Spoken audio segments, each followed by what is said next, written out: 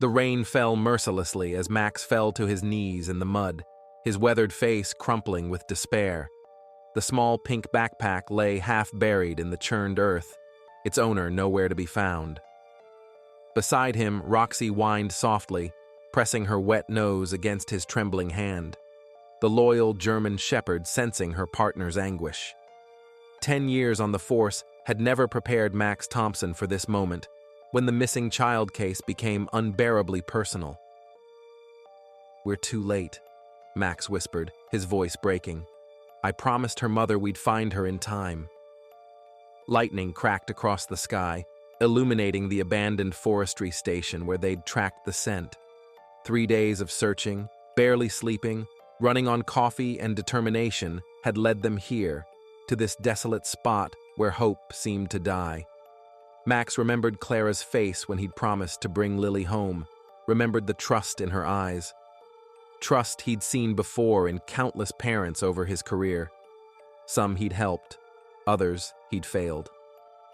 The weight of those failures pressed down on him now, heavier than the rain-soaked jacket on his shoulders. Detective Sanders, his former rookie partner, stood back respectfully, knowing Max needed this moment. Sanders had called Max despite orders not to involve the retired detective. He knew that when it came to finding missing children, nobody was better than Thompson and Roxy. But as Max's fingers traced the muddied backpack zipper, Roxy's ears suddenly perked up. The K9's body tensed, her nose working frantically against the wind. Without warning, she bolted toward the dense tree line, barking with urgent purpose. Max's heart lurched. He knew that bark.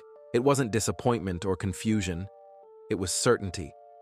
"She's got something!" he shouted to Sanders, forcing his exhausted body upright, years of training overtaking his despair. "Call for backup. We're not done yet." What happened next would change everything. Retirement had never suited Max Thompson.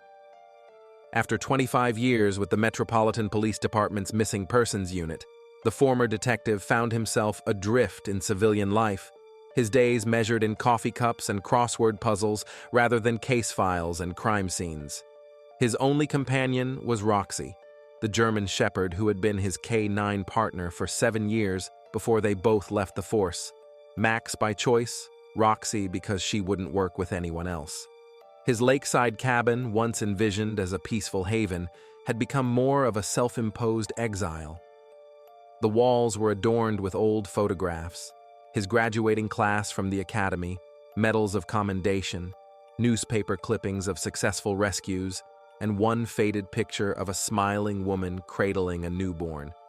Rebecca and their daughter Emma, lost in a car accident 15 years ago, leaving Max with nothing but his job to hold on to. Captain Mitchell had practically forced the retirement papers on him after the Donovan case went sideways. "You're burning out, Max," he'd said. "Take Roxy. Get some rest before you lose yourself completely." Max had resisted, but deep down, he knew Mitchell was right. The nightmares, the insomnia, the drinking, they were taking their toll. Their quiet existence in the lakeside cabin was disrupted on a crisp autumn morning when Max's doorbell rang, a sound so rare he almost didn't recognize it. On his porch stood Clara Williams, her eyes red-rimmed from crying, clutching a photograph of a smiling 8-year-old girl. Behind her, leaves swirled in shades of orange and red, as if autumn itself was unsettled by her arrival. Max recognized her immediately, the sister of Officer Williams, who'd taken a bullet saving Max's life during a hostage situation years ago. Williams hadn't survived, but Max had carried the debt ever since, sending Christmas cards and birthday wishes to the family he'd never quite been able to face in person. "Detective Thompson," she said, her voice breaking, "I know you're retired, but you're the only one who can help me find my daughter." Max's instinct was to turn her away. He'd left that life behind, the sleepless nights, the emotional toll, the cases that haunted him long after they were closed. But something in Clara's desperate eyes pulled at him, reminding him of why he'd joined the force in the first place. Those eyes, so like her brother's, carried the same quiet determination he'd seen in Rick Williams' face that fateful night. "I'm not a detective anymore," he said quietly, but Roxy had already moved to Clara's side, nudging her hand with surprising gentleness. The woman knelt, wrapping her arms around the dog's neck as tears fell freely down her face. "Rick always said if he was ever in trouble, you were the one he'd call," Clara whispered, her fingers gripping Roxy's fur like a lifeline. "He said you never gave up, not when there was even a sliver of hope." Max winced at the memory of his former partner. Rick had believed in him with an unwavering faith that Max himself had lost somewhere along the way. The weight of that trust had sometimes felt suffocating, especially in the years after Rick's death, when Max could barely look in the mirror without seeing failure reflected back. The autumn wind picked up, sending a shower of leaves across his porch. Behind Clara, parked in his gravel driveway, he noticed a silver sedan with a man waiting inside. Clara's husband, presumably, watching anxiously from a distance. Max recognized the look of a desperate father, having seen it countless times over his career. "Please," Clara continued, reaching into her pocket to pull out a small worn police badge. Rick's badge, which the department had given to her after the funeral. "He believed in you. I believe in you." Max felt the familiar tug of duty, that invisible thread that had pulled him toward broken families and desperate situations for most of his adult life. He'd tried to cut that thread when he retired, but perhaps it had never truly severed. "The police think she just wandered off," Clara explained between sobs. "But Lily would never. She knows better. It's been 3 days, and they're already talking about scaling back the search." Max felt his resolve weakening. "Let me get my coat," he said finally, disappearing inside as Clara's shoulders sagged with relief. In his bedroom, Max opened the locked drawer of his bedside table. Inside lay his service weapon, retired but maintained, and beside it, a leather wallet containing his old badge and private investigator's license, obtained during a brief attempt to continue working after retirement, before the isolation had fully taken hold. His fingers hesitated over the gun before deciding against it. This was information gathering, nothing more. The local police station was a small brick building in the center of town. Inside, Max was greeted with a mixture of respect and wariness by the younger officers who knew him only by reputation. Sergeant Diaz, a rookie during Max's final years on the force, offered an awkward salute before escorting them to the chief's office. Chief Garcia, an old colleague who'd risen through the ranks alongside Max before politics and paperwork pulled them in different directions, looked up from his desk with surprise that quickly shifted to understanding when he saw Clara. "Should have known you'd get dragged into this," Garcia said, not unkindly. He dismissed Diaz with a nod before pulling out a thick file. "Williams' case. 8 years old, last seen walking home from school on Monday," Garcia explained, spreading photographs across his desk. "No witnesses, no signs of struggle. The K-9 units followed her scent to the edge of Riverwood Park, but the trail went cold at the water." Max noted the dark circles under Garcia's eyes as the chief continued. "We've got every available officer on this, Max. But you know how these cases go after the first 48 hours? Garcia didn't finish the sentence. He didn't need to. Both men knew the grim statistics, the diminishing chances with each passing hour. Max studied the timeline, the search grids, the interview notes. Something didn't add up. "Mind if I take a look at the park myself?" Garcia hesitated. "This isn't your jurisdiction anymore, Max." "I'm not here as a cop," Max replied, nodding toward Clara, who waited anxiously in the hallway. "I'm here as a concerned citizen, helping a mother find her daughter." Garcia sighed, reaching into his desk drawer to pull out an unofficial consultant's badge. "For old time's sake," he said, sliding it across the desk. "But keep me in the loop. And Thompson, don't make me regret this." Detective Helen Santos, the lead investigator on the case, joined them with clear reluctance.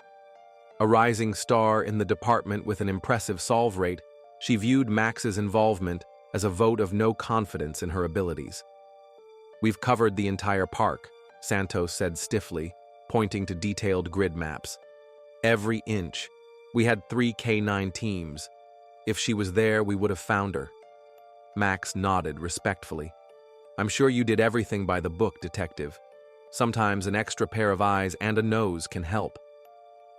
At Riverwood Park, Max let Roxy out of his truck, watching as she immediately began scanning the area, her nose working the ground in practiced patterns.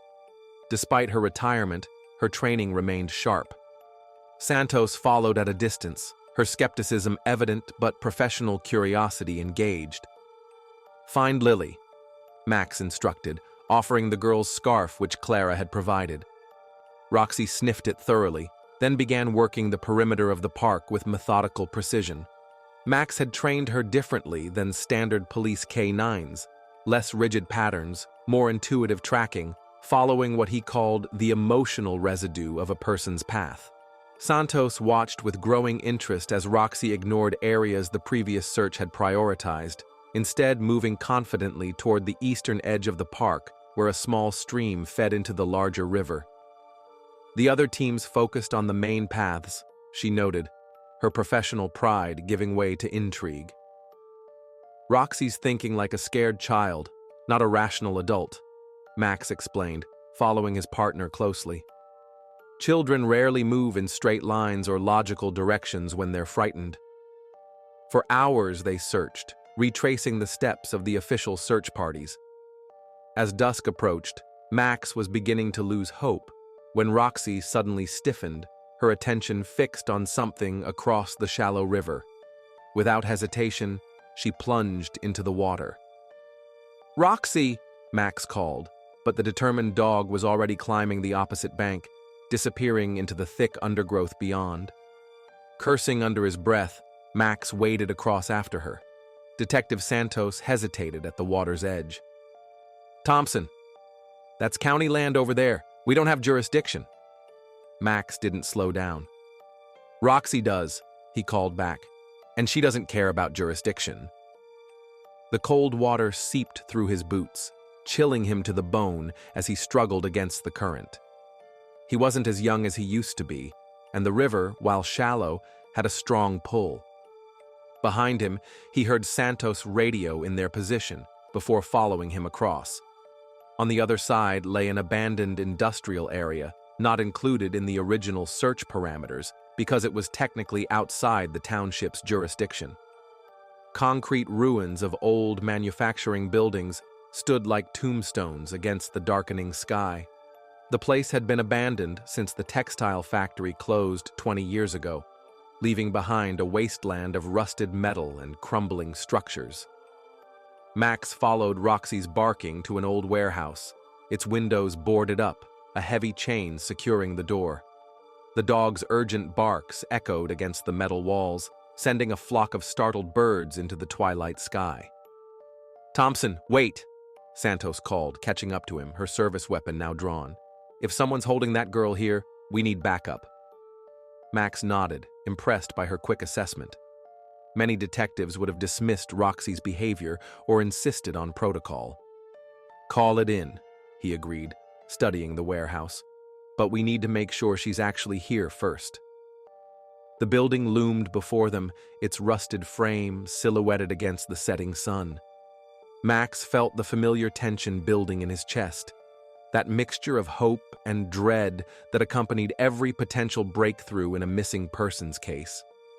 But Roxy was insistent, pawing at a section of wall where the corrugated metal had pulled away from the foundation, creating a small opening. Max shone his flashlight through the gap, revealing nothing but shadows and dust. Yet Roxy's behavior told him everything he needed to know. There was something, or someone, inside. "She's never wrong," Max whispered to Santos, who stood beside him with her phone in hand, ready to call for backup. "Not when she's this certain."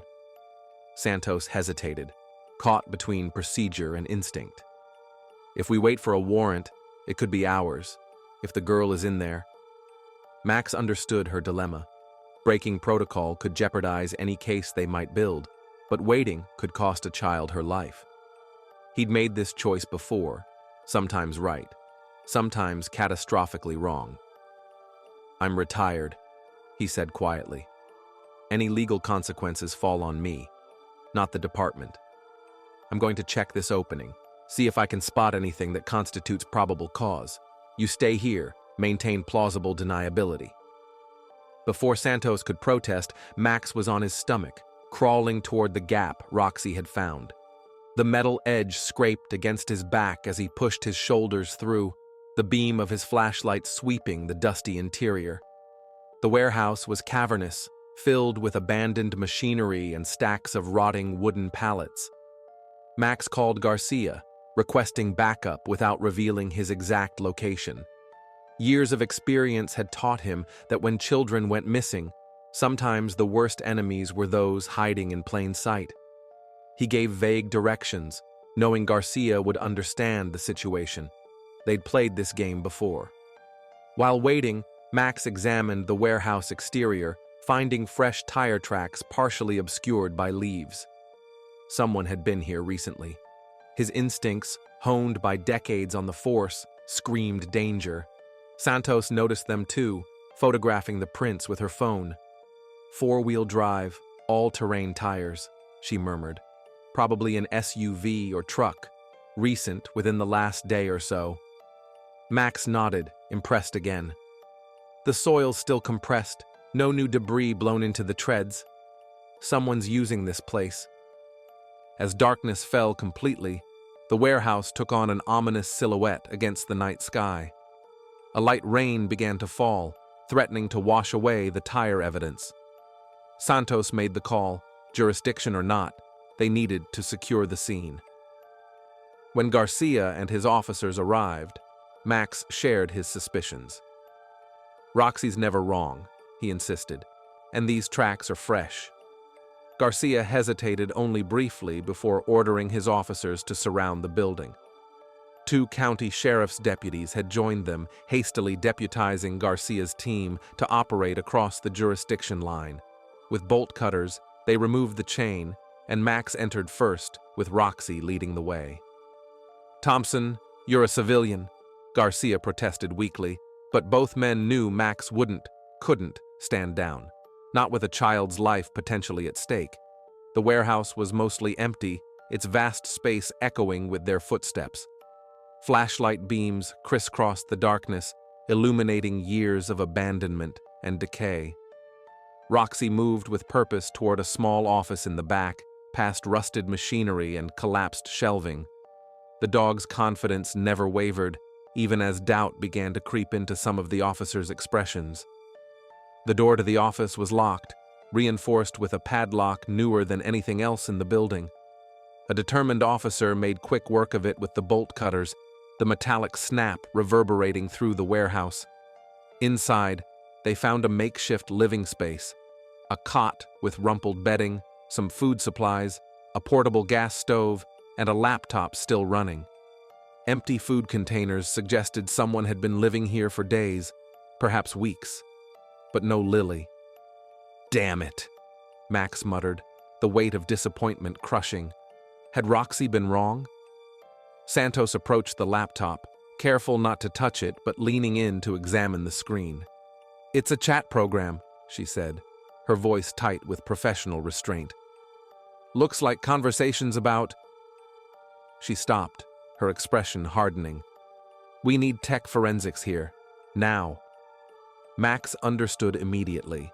The computer contained evidence of something illegal, possibly related to child exploitation. His stomach churned with dread and renewed urgency. If this place was connected to such activities, Lily's situation was even more dire than they'd feared. "There's no child here," one of the deputies said, already holstering his weapon. "Maybe the dog was tracking something else." Max shook his head firmly. "She's tracking Lily. She has her scent."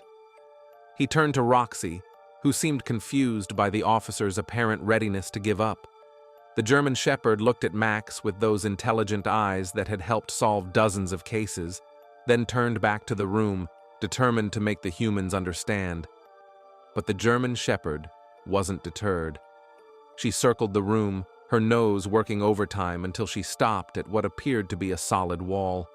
She pawed at it frantically, whining with increasing urgency. Her nails scraped against the drywall, leaving thin marks as she insisted on something the humans couldn't yet see. Max approached the wall, running his hands over the surface. Years of searching for hidden spaces, secret rooms, and concealed evidence had taught him to trust his hands as much as his eyes. A slight difference in texture, almost imperceptible, caught his attention.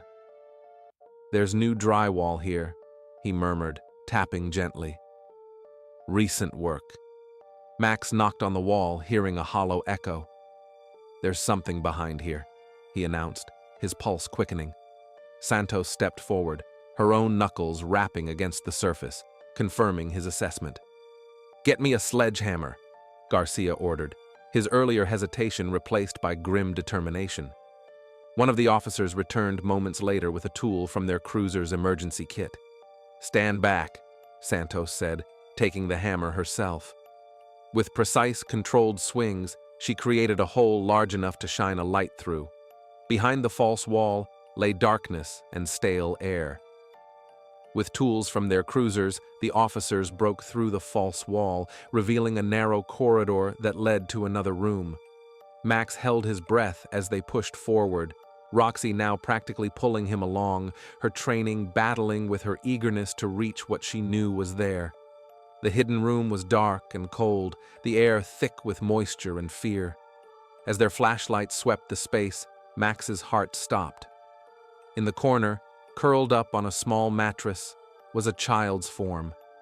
The beam illuminated blonde hair, dirty and matted, and the remains of a school uniform now torn and soiled. The small figure didn't move at first, perhaps too frightened or too weak. "Lily," he called softly, approaching slowly to avoid terrifying the child further.